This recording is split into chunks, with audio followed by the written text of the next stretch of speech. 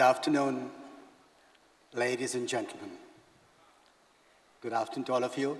The hall is, I think, about 50% full, with the 50% having the second and third and fourth cup of coffee and tea. And, ladies and gentlemen, what is it that we are going to do for the next 70 minutes? We are going to discuss the changing landscape, essentially of the world and India. And we are going to discuss what are the opportunities which are emerging to us. I believe most of us are chartered accountants, but need not necessarily be.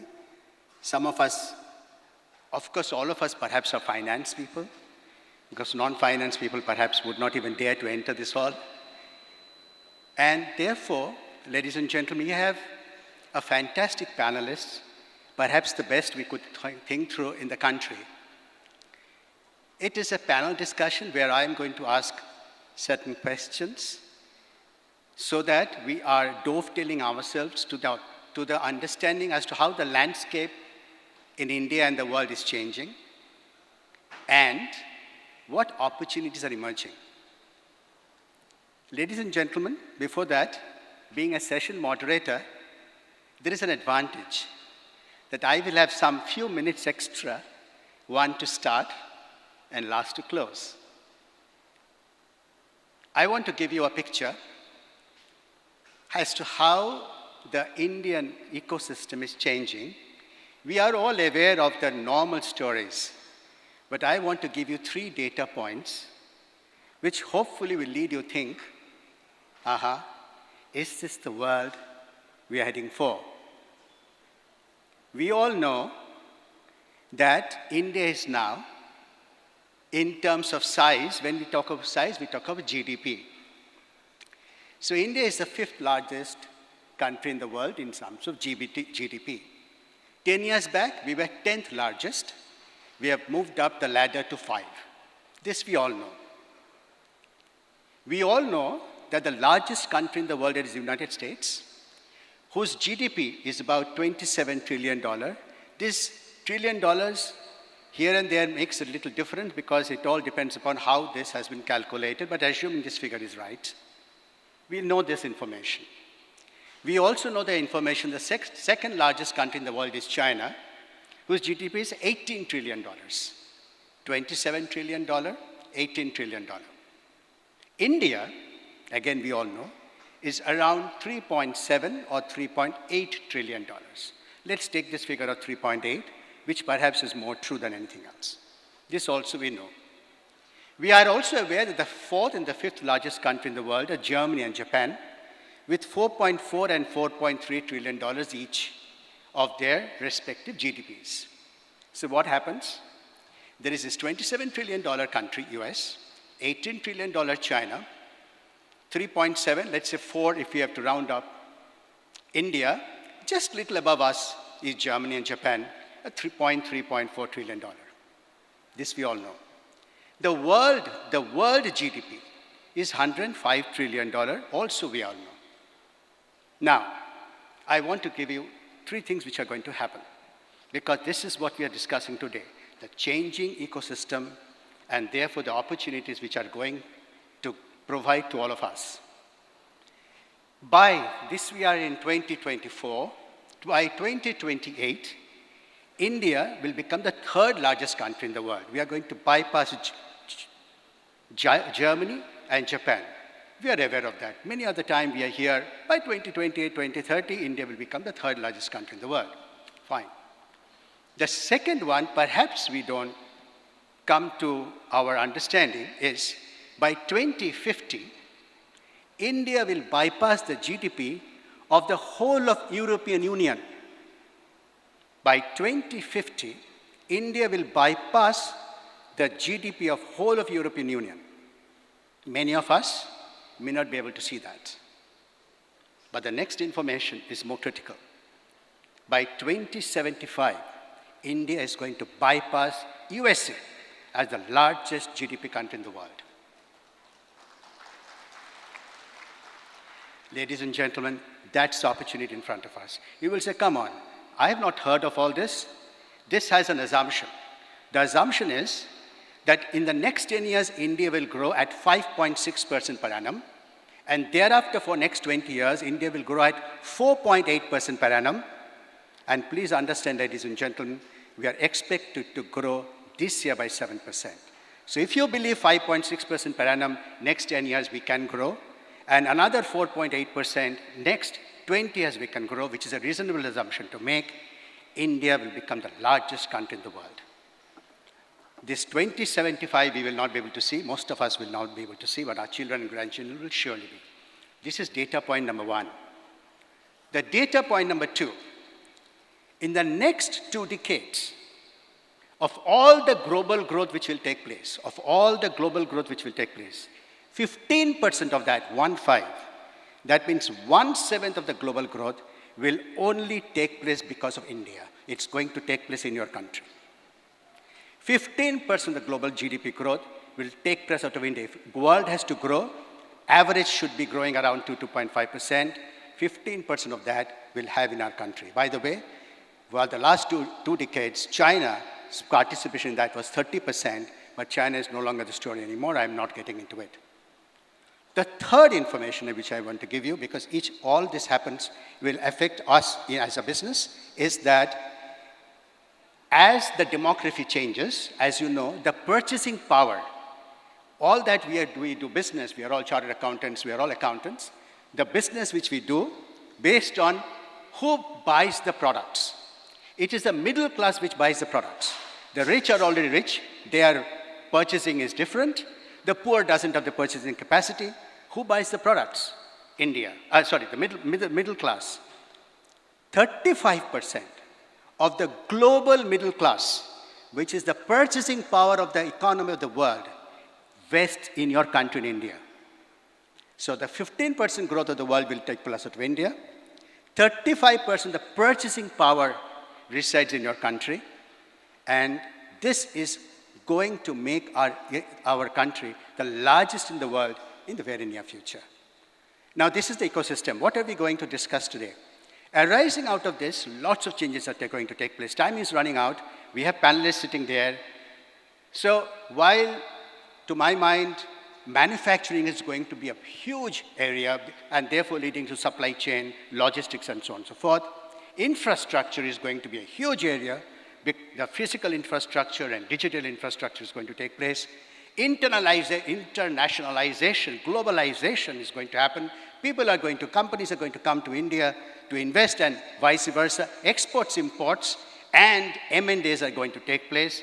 So the ecosystem for each one of us are going to go through a metamorphosis. So please do not now sit in this world of accounting and auditing and internal auditing and taxation, ladies and gentlemen.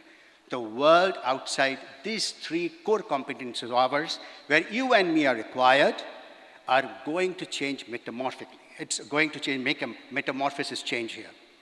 Having said that, what we have done today, ladies and gentlemen, we are going to focus on digital technology, the fintech space.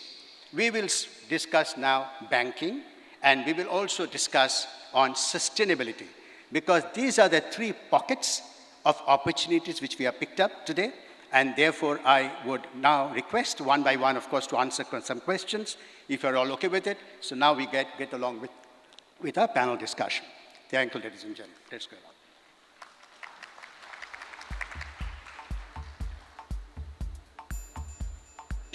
So I'll start with Rishi first. Rishi, could you kindly explain, you are the managing director and CEO of a really growing bank. I was seeing a balance sheet. Fino Payments Bank is what he handles. How do you see in the last 10 years the ecosystem has changed, and how obviously leads to our opportunities? So if you could give us a little background what's happening in your profile. Thank you, Robin. Thank you, BCA, for giving me an opportunity to come and discuss and deliberate about the corporate landscape, which is changing so fast. In fact, going back, I have 30 years of my journey. I think changes which used to happen in 10 years is now happening in a matter of couple of years. And I would say the growth, the momentum which we are seeing, especially in the last 10 to 15 years, and a lot of work has actually happened to make it possible, is going to take India to a different level.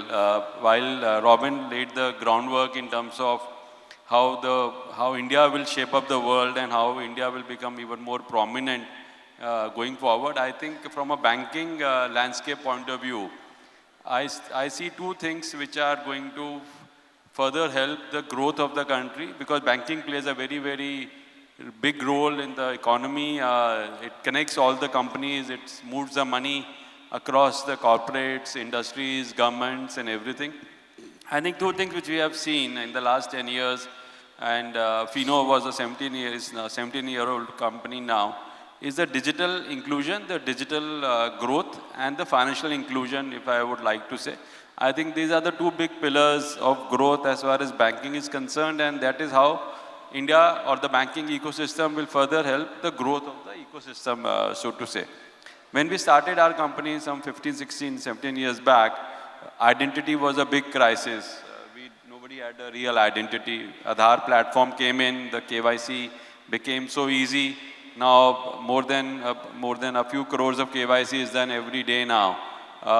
The entire issue of power, especially in the hinterlands, was a big problem. All that issues have been now resolved. Thanks to the internet, thanks to the network connectivity, India has become digitally connected across not only the big cities, but across to the last mile. So these are the few big changes which I saw in the last 10, 15 years. How will it help? In terms of when we look at the digital inclusion, the digital index of the country is probably the highest. Being in banking, we often compare ourselves with the payment infrastructure, the digital infrastructure of some of the Western countries also. India is far, far ahead of all the infrastructure which we see if you go to US, you will still see people writing checks. You have to wait in the branches, you have to stand in the line. I think that is a thing of the past. When banking started, or the modernization of the banking started some 25 years back, we moved from a branch network to an ATM network, from an ATM to an internet network, now to a mobile network. Now, I would say hardly anybody goes to a branch to do any transaction. Going forward, I think right now also more than 90% of the banking transactions are happening digitally. I see this growth to be exponential because of the digital inclusion. Whether 10 billion transactions happening on the UPI, the entire mobility on the FASTag, the entire ONDC platform, the account aggregator platform, the lot of ecosystem changes which are happening in the banking, especially on digital inclusion, digital lending, which used to be only about a 1% 5 years back or 10 years back, is now 12 to 15% of the total loan which is going out. In few seconds, people are able to get loans. So that's the way the entire ecosystem has changed in the last few years when we look at the digital inclusion, so to say. We add about 6 crore mobile phones, smartphones every year. We add about 7 crores internet penetration every year. So the growth is exponential to that extent. And this is not going to stop. It is going to further help the digital public infrastructure which the government has put in place, whether with DigiYatra, CoWIN app, UPI, host of other things which have happened in the last 5 to 10 years has actually changed our life tremendously. And that will become the foundation for the growth of the country for the next 10 to 20 years to come. So that's the large part on the digital inclusion, the way I look at it. And technology obviously becomes the backbone for it. The second big part is financial inclusion. Till about 20 years back, only the top 200 million people used to contribute to large part of the economy, so to say. But in the last 10 years, thanks to the initiatives of the government, whether Pradhan Mantri Yojana on PM, on account opening, or the Aadhaar KYC platform which have come up, nearly 50 crore accounts got opened in the last 10 years. So those 50 crore accounts which got opened are now being serviced through a merchant ecosystem. Some around 25 to 30 lakh merchant ecosystems have been created across the country where you can actually go and do a transaction. So they are becoming part of the economy. They are contributing to the economy. The savings from those people, the investments from those ecosystems have started to come up into the mainstream economy as such. So inclusion, so when you look at 140 crore people in the country, and only 25% of them contributing to the economy, now I think we are getting ready for the next 50% of the people also to contribute to the economy in the next 10 to 20 years. That will further bring a big landscape change as far as the corporate structuring is concerned. Related to this, we have seen whether we look at any industry, supply chain, whether we look at lending, whether we look at industries which are in a different pharma, everything is becoming more digital. About few years back, about 10 years back, there were only about 1,000 startups. Now there are more than 1 lakh startups in the country. That's the revolution which is now coming up. So Robin, I think what I would say is that this is probably one of the best phases of India. We internally say sometimes we are the beneficiaries of globalization, because when we passed out from our education, the globalization just started around that time. So we were the beneficiaries of globalization in the last 20, 30 years. I think the people who are coming now are going to become the mainstay for India to achieve the 2050, 2075 aspirations which we have. And the best part is that, and I've seen that happen in the last 10, 15 years, because of the information symmetry which is now there compared to information asymmetry, which used to be about 25, 30 years back, the entire population of the country is aware of what is happening. In a matter of minutes, what is known to a guy in IIT Bombay would also be known to somebody studying in a small village. So to that extent, that is the big change which we are seeing. And I am very, very positive, very excited about the fact that the way we are building up the country, thanks to the initiatives of the government, we are in a very happy place. Wonderful, Rishi. All of us here, of course, have been very encouraged to hear what you just said. In 10 years, two things I picked up: infra and info. That infrastructure, information. Information asymmetry now has become symmetrical, and infrastructure, of course, digital infrastructure, which you talked about. I would like to ask more questions on this, because I would like to little probe later, because what opportunities leads for over here. Before I go to Satya, I want to come back to sustainability, then I'll go to you again. Raj, you head the sustainability of Reliance Industry, the largest company in the world. We are your guest here. So could you explain to us what's happening in the sustainability front, how things are changing, and you being the largest in the country, how you guys are handling it? Well, thanks, Robin. Thanks for this question. And well, yes, we are honored that BCAs have done this celebration in our premises. I'm very grateful to BCAs, and I hope you people are enjoying our facility.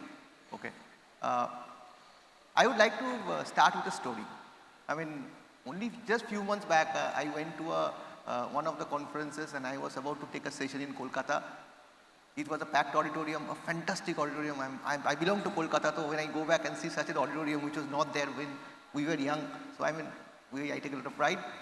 And I started the question with a very optimistic note, asking the participants, how many of you have heard the word E, S, and G?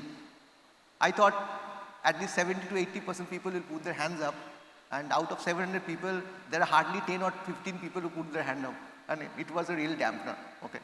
So sustainability is a concept, is an awareness that has been now that a lot of people are speaking about. All the political leaders, corporate leaders are speaking about, but I feel it has not transpired deep into our profession. But this is one of the things that if our profession has takes up, it's a requirement of the day, because I still feel the monkey of sustainability will be on the shoulder of the CFOs and not on any other. I mean, in fact, the whole world is discussing that who will lead sustainability. If in an organization, if it's a large organization of size of Reliance or anyone of that sort, if you have a sustainability department, you need technology, you need HR, you need marketing, you need business, you need R&D. Everyone is a stakeholder of sustainability. You need secretarial, but someone has to lead it. Who is the person?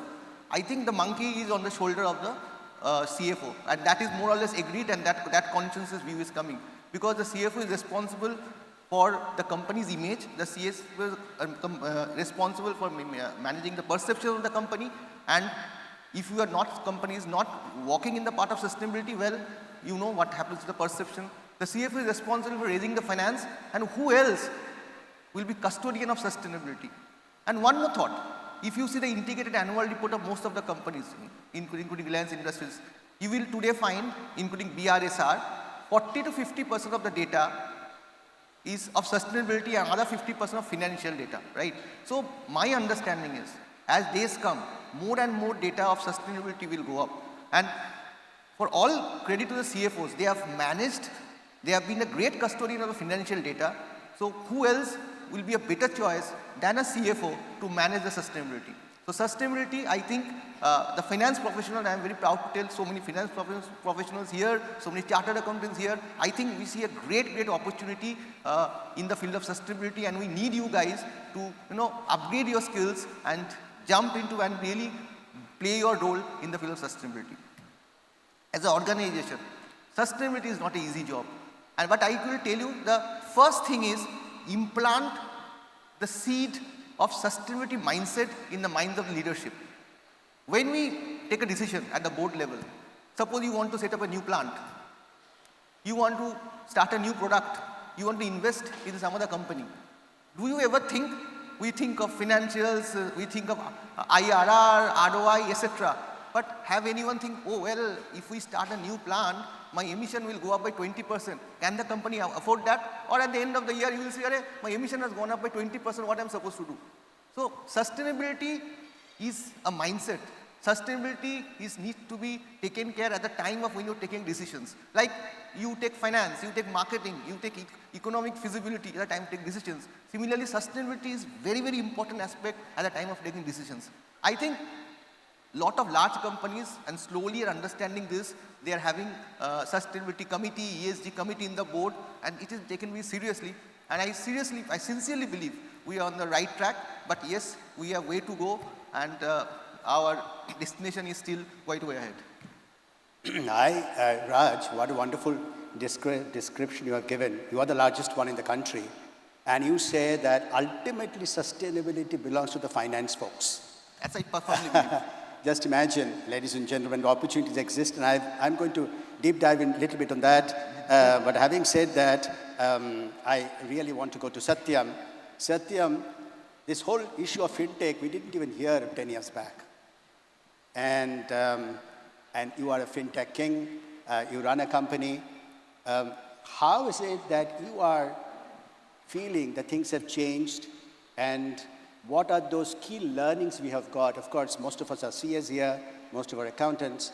So if you could give us the backdrop as to how things have worked for you in the last 10 years, especially the ecosystem.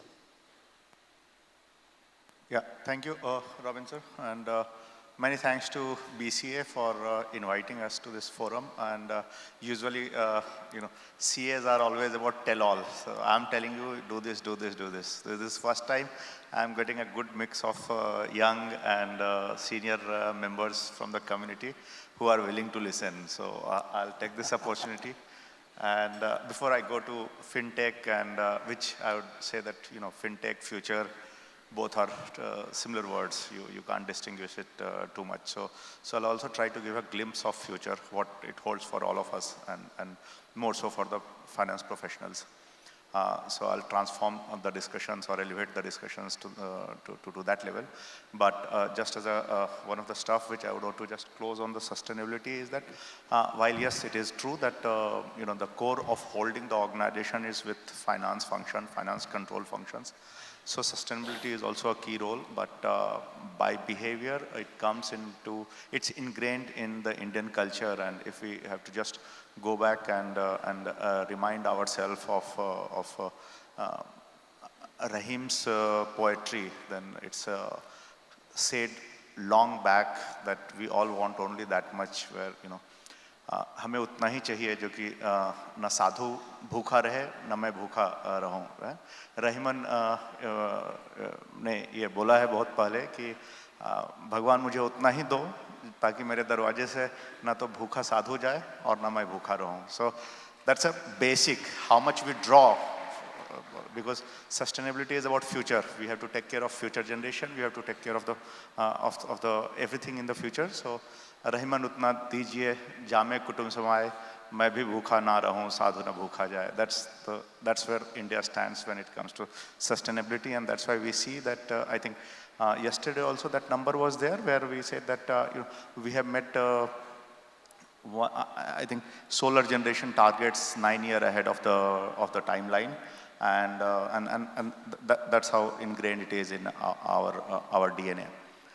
Having said that, coming back to fintech, so what we have been talking of technology for last couple of sessions, I would say technology is a pass. Technology is like it has happened.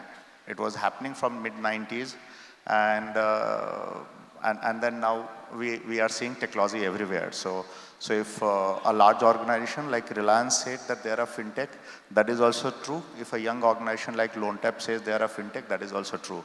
The only thing that can tell you is the gross profit number. If it is more than 20% for a company, then you say that they are using technology well.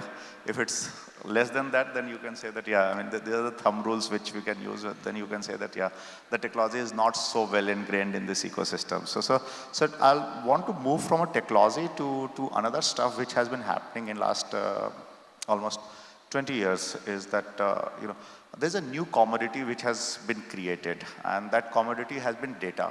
And I think we have talked about digitization, we have talked about digitalization, we have not talked, the outcome of the digitization has been a commodity which is a data. And this is something which everyone is hammering out in last 1.5 years, be it regulator, be it government, be it the ecosystem drivers like Niti Aayog to independent organizations like iSpirits and all, where the data is being created as a new commodity. What it does is that combining a data with a machine learning gives you a heady cocktail of AI. Okay. AI does nothing. It just, it mimics you and me. That means, if Rishi is my neighbor, so I will know Rishi as well as anyone else.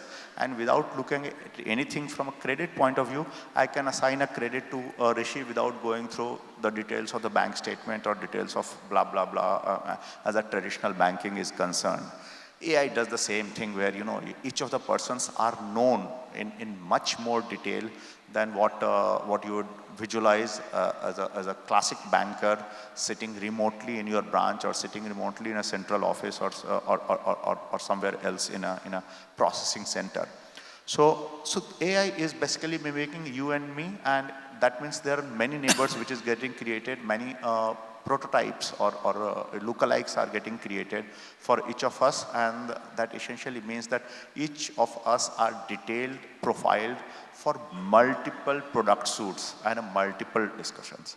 Now, that is a new thing, and that is something which is happening when it comes to a future. So as I said, technology is there, it's happened, we are all seeing in everyday life, but what is happening now is the data is leading to an AI-based solutions, and that is going to do another set of disruptions, which was done earlier by when you had an internet and all, and then traditional telephone booths and all went away, and now you have an AI, and many of the jobs which are KPO, BPO, or voice-based and a process-based and all is going to get eliminated or going to get reduced. That essentially means that what we say in organizations like LoanTap is that any job which is repetitive, that means any job which requires people to do the same thing again and again every day or every second day, that can be automated. And now beyond automation, any job which could be visualized, that can actually be done with the help of AI. So this is what we are talking about, and that also brings to another point of what is our role as young minds or the people who are blessed with many of you are blessed with above average intelligence, is to architect these systems. And this is the individual responsibility. So the best of us will be architecting these systems, visualizing these solutions that, hey, why this cannot be done by AI, why it cannot be done by machine learning, why it cannot be automated. So that is the job which is what we have to pick up as an individual. And as we go to firm and all, we'll discuss more about it. But this is something which is new, which is happening. And this is going to take our world by, like a storm. So we need to prepare for this. Second thing which we need to also talk about is that, for the last couple of years, we have seen that there's a way of valuing the assets. Okay. Whereas we have not seen the CA ecosystem coming out with a way of valuing the data. Okay. There's no design or there's no uniform methodology which has come, whereas when it comes to investor, when it comes to the money, they are chasing the large set of data, the organizations who are using it to the advantage and all. However, when it comes to a balance sheet, we have a very subjective way of valuing that data, which is supposed to be the most precious. Even the government is talking about it, but we are yet to come up with a method of valuing it, how to value the data. So these are some of the thoughts to ponder over. And as we go along, we will talk more about it. Robin, our leave currently at this moment, and we'll be happy to do a follow-up on these questions. Satyam, you started discussing fintech and you started with sustainability. Obviously, you have made some impact on all of us, for sure, Raj. So it reminds me of one little story. I know you know that Pakistan, who is our neighbor, is now a bankrupt country. And this country wasn't bankrupt 2 years back. 2 years back, it had a flood. And because of the flood, the company became bankrupt. Global warming. So if we do not work on sustainability, if we don't work on global warming, what will happen? Think of what has happened to Japan. And Japan houses nuclear power plants. It is an earthquake. If there is an earthquake and there is a nuclear power plant there, what will happen to the mankind, to all of us? So unless we do something on sustainability, and all of us over here think about it, we would be in a fool's paradise. The good news Raj is saying, it is ultimately the role of the finance team to make something working here. I move to Rishi. Rishi, could you explain to us, you are a banker, also a fintech. What's the difference between fintech and digital banking? ये समझ में नहीं आता है. लगता तो एक ही है. तो अब है कौन? So see, people use it to their advantage. Let me put it that way. People who don't want to get regulated but want to have the benefit of the regulation call it a fintech. People who are regulated call it a digital bank. So in India, I think the first experiment of the government or the RBI was when they started the payments bank. So payments bank started about 7-8 years back. At that point of time, it was considered a digital bank which was into payments and not into lending. Bank is somebody who is regulated by the Banking Regulation Act. Fintechs are not regulated by the Banking Regulation Act. They work more on the data, technology, last mile connectivity. They have an advantage of investor funding, so they can make a huge amount of losses. Digital banks per se, or the banks per se, are profitable ventures. So digital bank and fintech are used synonymously in many places. People globally, they don't have a digital bank concept, or they have an open banking kind of a concept in some places.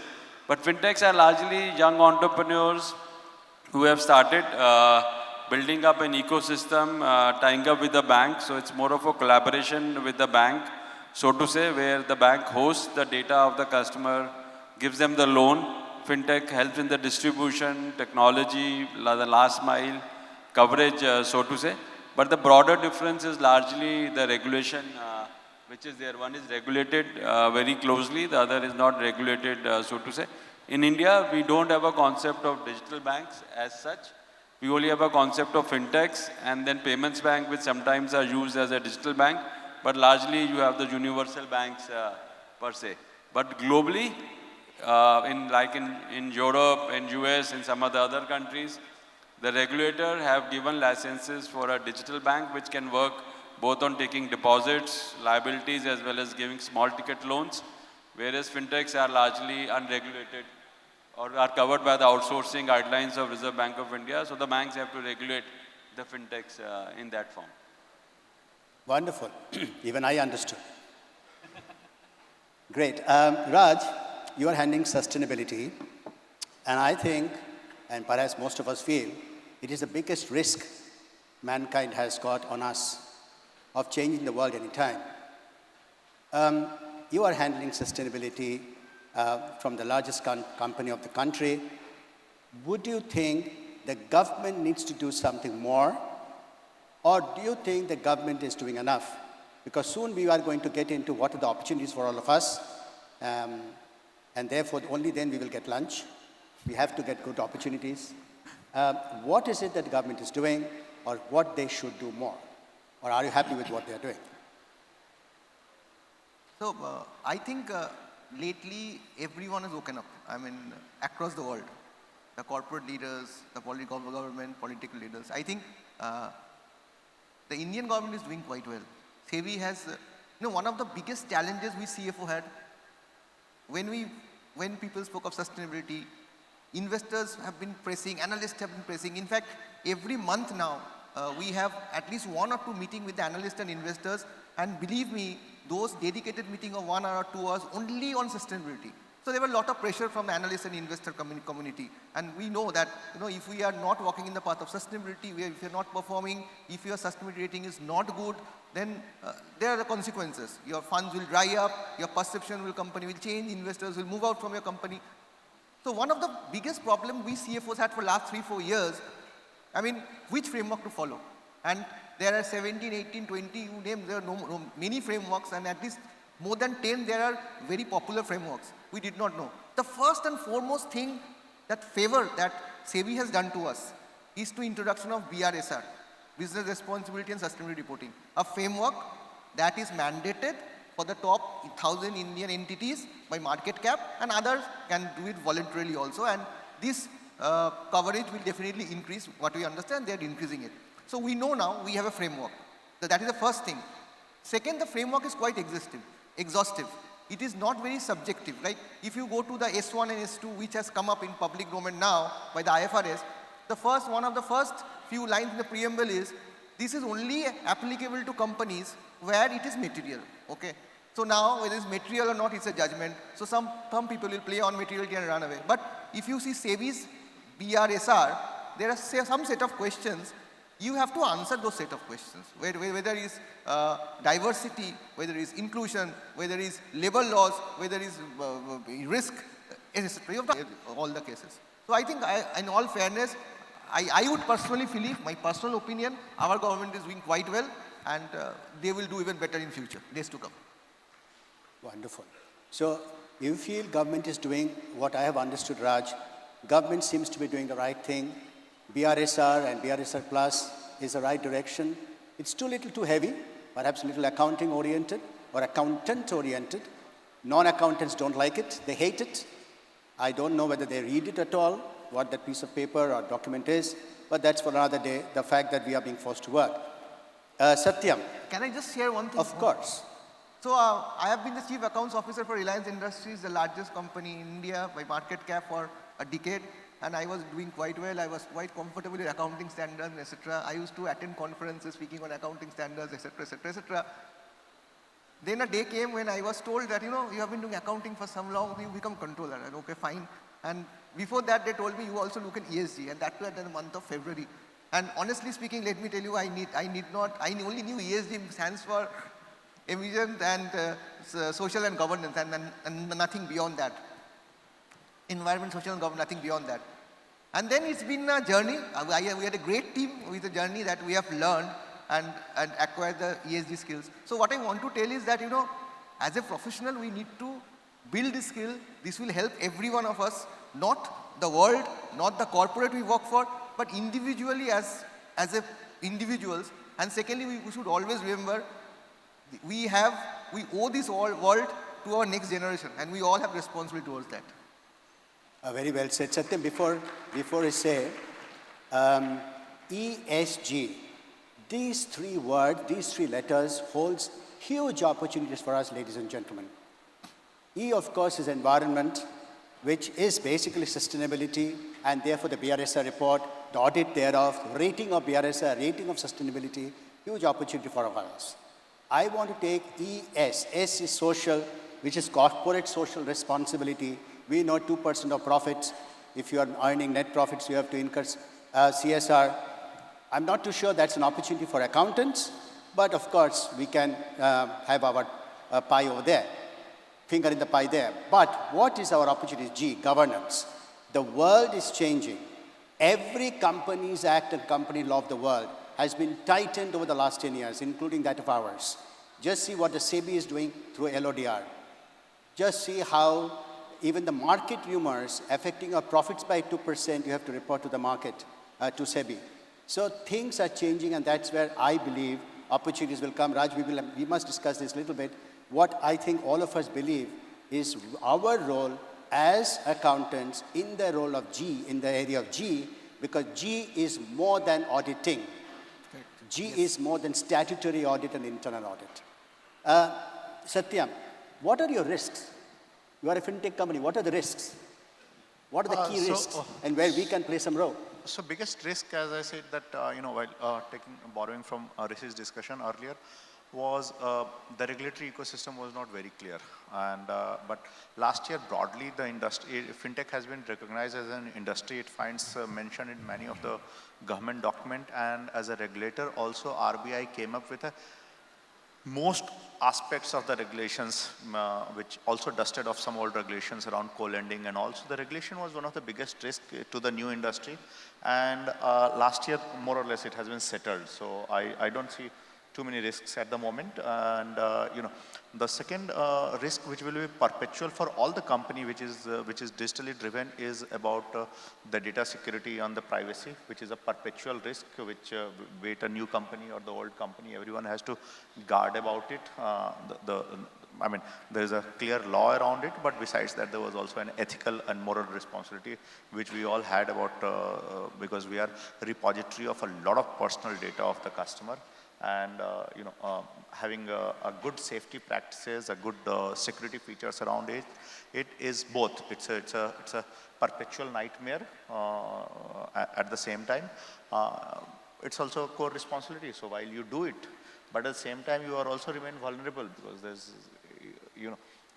no amount of precaution can prevent a theft. So a theft, as much intelligent as you are, that they are also becoming more and more intelligent and data driven. So there's a dark world. There's so much of data, so much of stuff, and so many activity happening across the globe.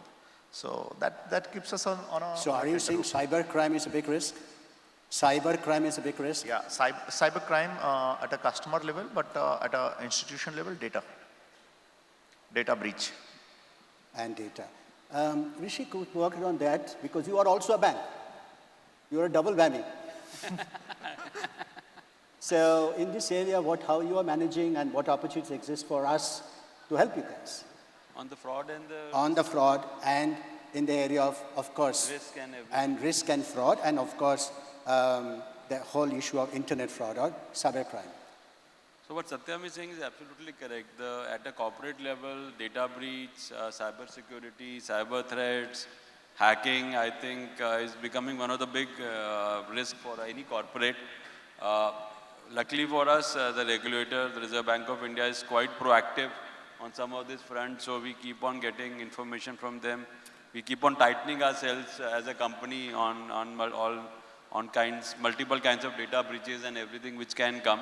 So that is a big issue which is there not only in our industry, but every industry, every government office as such. So you only can protect yourself against it. It's not that anybody can be 100% sure that my systems cannot be breached. So just waiting for the day when somebody will breach it. So till the time you just keep yourselves updated, put all the right systems, keep on investing on this platform. I would also say from a fraud and risk point of view, and the way the digitization of the country is happening, with great innovation comes also great responsibilities. And the responsibility on institutions is always there to ensure that the money of the customer is safe and sound. I know we have heard, we have seen multiple series on OTT platforms around Jamtara and everything, which is going on across the country. That's a real problem. It's a matter of days when somebody will call you and tell you that please transfer money or do my KYC. So you have to be guarded against that. Those people are also getting all the AI, ML kinds of tools. They have also their quarterly targets. They are all universities. I believe some of them are being sent to some of the Eastern European countries to learn the latest technology techniques so that they can, whether they can do a voiceover or a face over. So a lot of things are happening around that. So from that point of view, it is something on the institutions. As individuals, we have to guard ourselves around it. But every challenge also brings in a lot of opportunities, so to say. Like in COVID, we coined this word called creating opportunities in virus-infected days, which was acronym, COVID acronym expanded into that.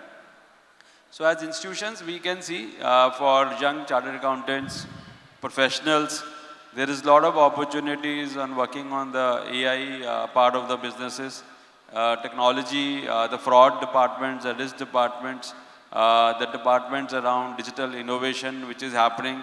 Data is very important, and we know chartered accountants are very good at data understanding and churning the data. They have a mathematical mind, so opportunities around that is also there. Lot of tools have to be built, rebuilt. It's an ongoing process. So I see a lot of expansion, a lot of growth coming in compliance piece of the job with lot of companies. Compliance all over the globe is becoming tighter, not only in banking but across the industries as such. So compliance departments, audit departments are where there are large requirements in all the companies, especially when I look at India, a lot of companies which were not regulated, even large NBFCs. I'll give you an example, RBI came up with this upper layer, middle layer, lower NBFCs, and they have to be as compliant as a bank, so that at some point of time they can probably get converted into a bank, especially the upper layer NBFCs. So compliance becomes one of the big areas for investments for those companies, NBFCs. And as you go more retail, you have to build more fraud management tools and risk management tools. So I think those are opportunities which are coming as such. But fraud and risk is, you have to, how much ever you invest, you're always at risk of it. And you will always have to continue to invest, whether on technology, on people, on data understanding, and build up on those skills with the people. So opportunities are there, but challenges are far more. I want to pick up both your brains, one after another. Satyam, maybe. You have said that for the first time you have met so many chartered accountants in front of you. And I hope you are not overwhelmed. We have decent people, I can see all. No, none of us have asked any questions so far. By the way, we'll have time to ask questions. We will manage in such a way that at least some key questions we can take. So please have your questions. Maybe you can stand and tell us what the question is. How do you think the chartered accountancy community or the accounting fraternity can help you? Can help you? How can we help you? Yeah, so Because that's an opportunity for us. Yeah, thank you very much, Robin, for this question. So if you'll see, particularly from a startup point of view, most of the founders, it might seem like there's a grid which is playing out, but essentially, it's the passion. They are passionate about a particular idea. They are driven, and they are execution focused. So they spend good amount of time in solving for that problem, solving technologically or product market fit wise. That essentially means, and most of the time you will also see them young and actually much younger. So from that point of view, their ability to recognize compliance, governance, and the related risk and all is very low. And that is ability, that is not the intent. That means they don't have an intent to do a mistake. However, since the knowledge is lacking, so they make a mistake. What we have found most often is that, like a doctor, most of the CA fraternity is also getting more and more specialized. That I am a tax practitioner, I am an accounting or a balance sheet practitioner, I am an advisory practitioner and all. please understand a startup cannot afford that kind of a money, okay? To have 10, both money and a time to have a 10 different people, and particularly they don't know the community so well. So they can't identify who are the relevant people to go. So they actually look forward to one-stop shop kind of a solution who can go and tell them, even to the extent of the stuffs related to the MCA, like a CS practices and all, which can talk about the intent is not to flout the regulation. It's the mistake that they do with the right intention while they were building the product, they didn't have the right guidance. So having a right guidance, and these guidance many times could be of only 2 minutes or 5 minutes. So, it's not such a large one that they will ask you to give a formal quotations and all. So it's just about being available, that there could be various models. It has to be remunerative for you as well. And those models could be created, but that 2 minutes is very important for them not to go through that mistake where they will have to keep on explaining to a regulator for the next 1.5 year, or it could be picked up by investor. So those guardrails could be around the shareholder agreement, those guardrails could be around the SEBI issues, those guardrails could be about the RBI, those guardrails could be about just the balance sheet or a good practices, as we talked about a good governance. Everyone intentionally, if they are doing good, that essentially means that they have no intention of not having a good governance. So each of these practices this input is very important, and we have been lucky to have one such a member from your fraternity who has been helping us. Otherwise, we know most of our peers, the amount of mistakes they have made in their journey is unimaginable. So, and then you keep on unraveling, or you keep on trying to stitch it up. So that's, and that's what I believe that, our task is to help the ecosystem. Satyam, golden words you said, and I want to summarize what you said for all of us, because I understand their language. Ladies and gentlemen, you know what Satyam said? That when I go to you, don't tell me I'm a direct tax expert. Oh, GST के लिए उसका पास जाना, contract कोई कर देगा, M&A तो वो कर लेंगे. He wants one-stop shop. Have you heard it, ladies and gentlemen? Believe me, ladies and gentlemen, the time, most of you will disagree, maybe some of you will hit me outside. The time of specialization is now reducing because of AI coming into existence. Please understand, a lot of specialized work, that damn fellow called artificial intelligence will do it for us. We have to all put it together and give the startup entrepreneurs, the ecosystem, what they need to do. You know what it all means? If I understood what Satyam says, we need 360-degree solution provider. Right. Each one of us have to become a mini McKinsey. We like it or not, we need to work towards it. These are golden words you said, Satyam. If we do not realize it, then we will be at a problem a few years later. Because just imagine what with the central excise or sales tax work used to do. Indirect taxation profession. Indirect taxation profession is not what it used to be, because GST is much simplified, it is documented, it will get into AI for sure, a lot of work that machine is going to do it for us. So we need to think how we can become a 360-degree service provider, especially for the startup community. Sir, for you, some thought. I think, sir, from a chartered accountant point of view, I think the world is open to them to do any job. I am a chartered accountant, but I've been more on the sales side of the business. I have a chartered accountant. By the way, Rishi is a CA, huh? His word is Mr. Actually, it's CA Rishi Gupta. Yeah. So I have a chartered accountant. You are the only one who is not a CA. You are the only one who is not a CA. Yeah, and I requested for the same. So I have a CA in my company who is on the technology side. He's helping build the technology. There is a CA who is on the product side. So I would say from a chartered accountant point of view, it's not that you just look at from an accounting or a taxation or a GST or more on the accounting and taxation. I think all departments within the company are open. A lot of work which can be done on data, as I said earlier. A lot of work which can be done sales, marketing. I think a lot of it depends on the person, individual who is also there. But companies are now opening up for chartered accountants to explore themselves, not only in accounting, but other departments. And that thing, I think which was used to be limited to only management graduates, is now opening up to chartered accountants in a big way. And I think that is where I would see a lot of chartered accountants getting into and working on many other aspects of the business. And rather than being a back office guy, working behind the table, they will be at the forefront leading the company. You would see a lot of CFOs who have actually become CEOs. And they, because of the understanding of the data, understanding on the numbers, the presentations, the control over the functions of the company, I think they have turned out to be excellent CEOs not only in India but globally, so to say. So to that extent, I think the opportunities are far more than one can imagine. It's just that you need to broaden your horizon and look beyond accounting and taxation as far as CAs are concerned. Wonderful. Raj, before we take some questions from the floor, what are the opportunities for chartered accountants? And again, I'm saying, you being the largest employer of the country, or one of the largest, of course, what do you think we need to do?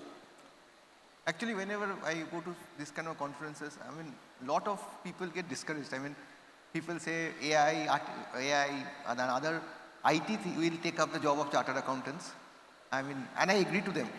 Lot of jobs will be taken by chartered accountants. If you go to the corporates, if you see the balance sheet, if you have insights in their operations, they are actually reducing manpower and they are substituting manpower technology. In all forums, people will say that because that's a fact.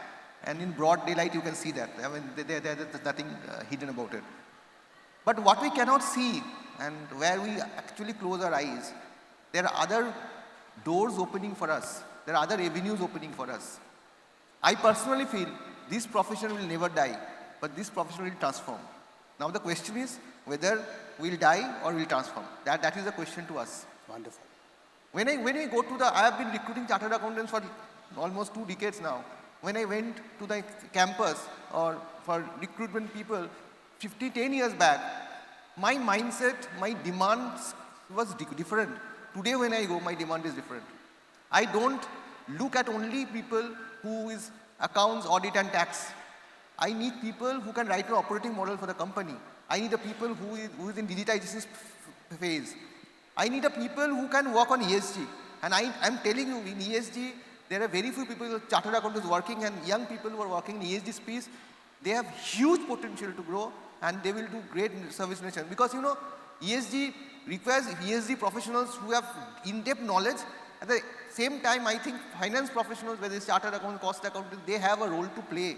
I mean, so it's like everyone has to pull in their resources to get something great. People, we need mergers, acquisition. People, we need other aspects, businesses. I mean, we need people who can connect the dots. Let me give you an example. If you have a problem, business problem, and you put a tax expert, direct tax expert, indirect tax expert, and accounting experts, and ask them to solve the problem will not solve. Because the direct tax people will only think of optimizing direct tax, indirect tax person will only think of optimizing indirect tax, accounting will not go beyond the framework of accounting standards. Business will not get benefit. Business will get benefit when you have a person who will connect the dots and who knows what to do, what to sacrifice and where to optimize to get the best thing for the company. That is what chartered accountants can do. That is the role of chartered accountants. If you can do it, yes, we'll survive and we'll make our nation proud. Wonderful. Connecting all the dots. Wonderful what you said, Raj. Brilliant. Please, ladies and gentlemen, take these golden words from all these 3 gentlemen. One non-CA, the others are all CA. Raj is a CA come entrepreneur. And, sorry, Rajani, I'm talking about Rishi. Raj I'm happy to be. Of course, he will become an entrepreneur for sure. So, each one of them have talked about our ability to connect the dots, giving a holistic solution, and therefore a 360-degree solution provider. This is the way forward. And I do understand some of you are direct tax expert, indirect tax expert, form into groups, get into groups of 3 or 4 of you. One is just direct tax, one is in indirect tax, one perhaps understands marketing, one understands technology. Be together and each one of us should be mini McKinseys, mini Bains. Why not? If they can do it, why can't we do it? And I know I'm spoken to you, I'm talking to you of this 2nd time, maybe 3rd time I don't mind speaking, but this is our future. So each one of them spoke the same thing. After all, that's an opportunity for us, connecting the dot. Raj, a wonderful thing you said. So we have just about a few minutes more. happy to take questions because there is no right and wrong answer to this. Whatever little we know, we'll try to answer. Would you like to? Okay, there are some questions here already.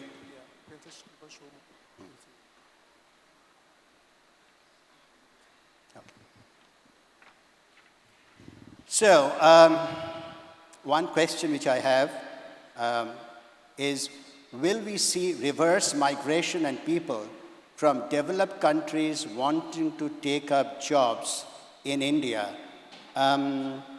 This is more of economics question than opportunities for us, but now that there is a question, will we see reverse people coming into India to take jobs? We used to go to US to study and get jobs. Now they are coming back. Do you think, Rishi, that's what is happening? Let me start, and I'm sure others will join. I think time has already started. It's not like it will start at some point of time. At least I've started to see the brain drain used to happen some 20, 30 years back has to an extent come down.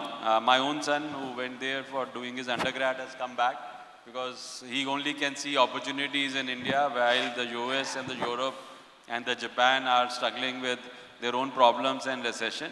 I think a lot of Indians who had gone there, and we see a lot of resumes coming from US specifically to come back to India, to work in India, to be part of the India. See, India is also, it's not about the, I think it's not about only the fact there is an opportunity in India. India was never able to market itself so well. Now you can see India marketing itself so well, whether you look at any conferences, any place, you will see a lot of Indians, even on entertainment, you will see a lot of Indians being there. So the marketing of the country by the government, by the non-government, by the people, has actually taken India to a different zone.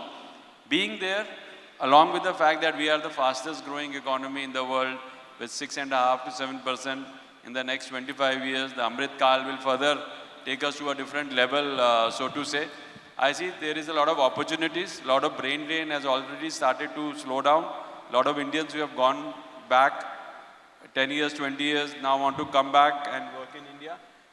I think the time has also seen in our own societies, in our own complexes, now we are seeing a lot of foreigners actually staying with us, a lot of them coming and working in India, a lot of them working as part of the MNCs, but a lot of them also starting up fintechs in there. I know some people, we have a team which is called Technology Entrepreneurs Association of Mumbai. I am one of the founding members of that. So we are actually taking Mumbai to a different level as a startup capital for the country. And within that team, there are about 35, 40 startups which are there, the large startups from the city of Bombay. So we have seen some of them have actually studied and were there for the last 10 years, 15 years, then they saw opportunity to come back to India and work for the country because the next 25 years belong to India. And I think that drain is already started to come back and opportunities are far more here. Well said. You have covered, Rishi, of course. As I said a little earlier, that India is going to bypass European Union another 15, 17 years. India is going to become the largest country in the world. That's a fact. You do the mathematics, and the mathematics may say not 2075, but maybe 2080. 15% of the global growth is going to come from India. 35% of the purchasing power lies in India.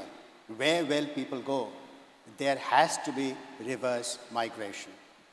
It is happening, and it's only a question of time that it would happen.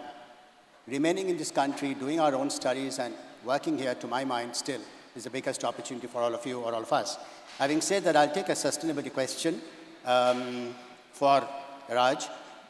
What it says, let me read out, and then I'll try to explain what it says. You have seen what the question is. Today's sustainability models are like, within quote unquote, we are burning one hand and applying medicine on the other. That means, एक हाथ में आग और दूसरा हाथ में मैं burner लगा रहा हूँ. What change do you see in the models? Basically, they are saying some people are working on sustainability, others are generating CO2 or carbon monoxide. How do we manage this show? Contrary human behavior. Over to you, Raj. No, I mean, whoever has given this question is a very tricky question. Tricky question. A very interesting one. But at the same time, I feel privileged to answer this question, and I'm excited. So, let's look 100 years back. If one question I asked all of you, we are developed, our life has become easy, is yes. Second question is, but what is the price we have paid? One of the price we have paid is the pollution and the emission, etc., etc., etc. It kept hand to hand. So in one side, our life has become easy. We have developed, we have progressed, and we have paid price for that. Now, what is the need of the day?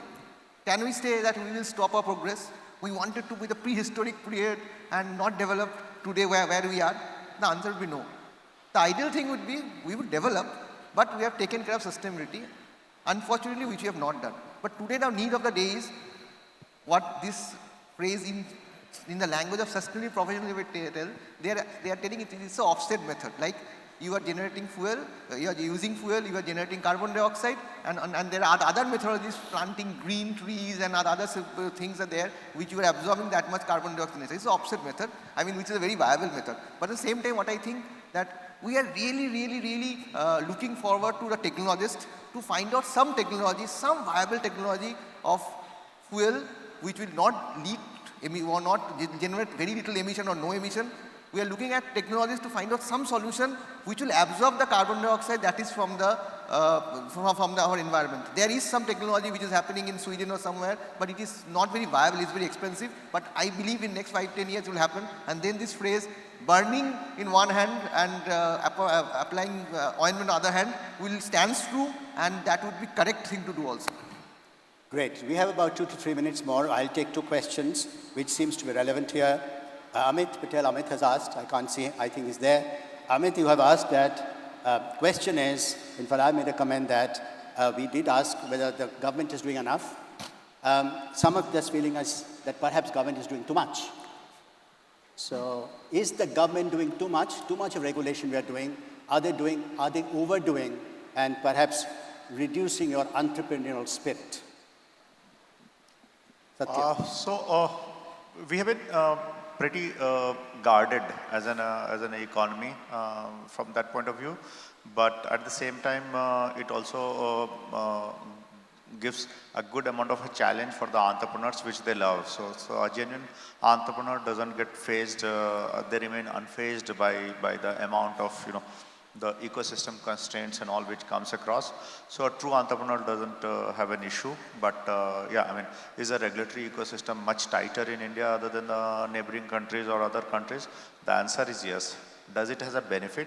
In a long run, we have seen it having a benefit. So what happened in Indonesia, what happened in China, particularly in a fintech ecosystems and all, that doesn't get easily repeated in India. Or even if it happens, it gets nipped just in the bud. So at that level, we are also thankful as a citizen of the way government behaves. Great. I think in terms of regulatory environment, government is doing reasonably okay. What still we have to do well is a single window clearance. We have been talking about it. We still don't have a single window clearance. Number 2, retrospective applicability of taxes. That is just not, no international investor likes it. This is strict no retrospective application of any law whatsoever. This is not something which country like us can do. A quick one, there is a very interesting question. What are the opportunities for fintech? Either of the two, maybe Rishi you can take, in tier 2, tier 3 cities. I think India is moving to Bharat. Everybody talks about Bharat now. We started that 15 years back. If you look at the banking ecosystem, every big bank, so to say, has created a department which is called Bharat Banking. I see there's a lot of opportunities because those are the people who are actually now coming up. As I mentioned earlier, they are the aspirational India. If you look at Amazon, if you look at any data coming from any of the online companies, they are saying that their growth is now coming from tier 3 and tier 4 plus. I think those are the people who, because of the availability of data, information, logistics have been taken care of, supply chain has been taken care of. We see there are a lot of opportunities. We also see a lot of business actually moving, like a lot of services business, whether call center business or back office businesses are actually moving to tier 3, tier 4. In smaller cities, so to say, if you see, if cities around you, you will see a lot of smaller cities are coming in.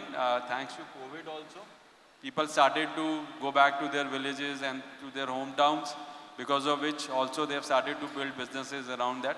I see the next growth of India, as I mentioned earlier also, financial inclusion, or the part of the piece which inclusion has done in the last 5 years will actually take India to the next 50 years.